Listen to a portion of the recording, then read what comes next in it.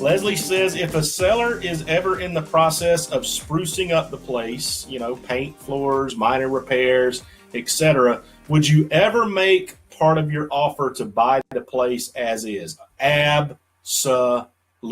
Okay, because unless you're just some kind of deranged person, we don't like doing all that kind of stuff.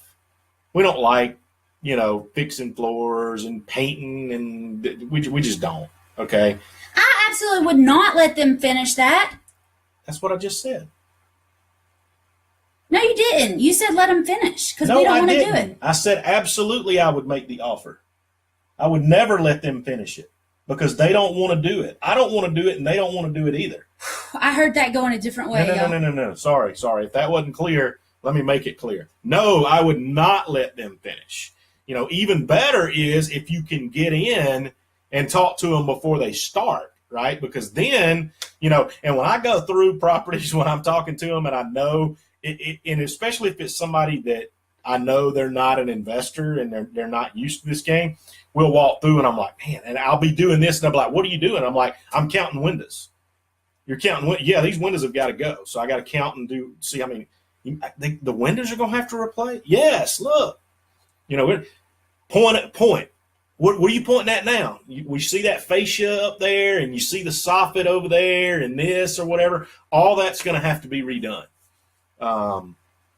So anytime you can make them think about the burden of doing that work and stuff, and you've got a way to get them out of their pain without them having to go through that and administer that process or do the work themselves or whatever they were going to do, yes, that is always leverage. It is in your favor. Here's a good question for you to ask.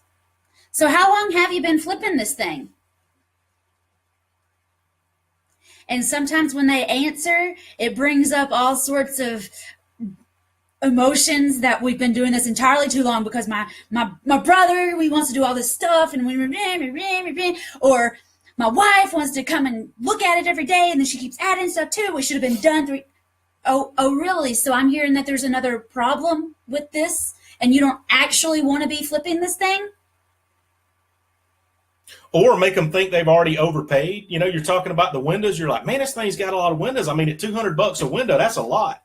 Well, $200. Well, I just paid $350. Oh, well, my bad. We do them for $200. I'm sorry.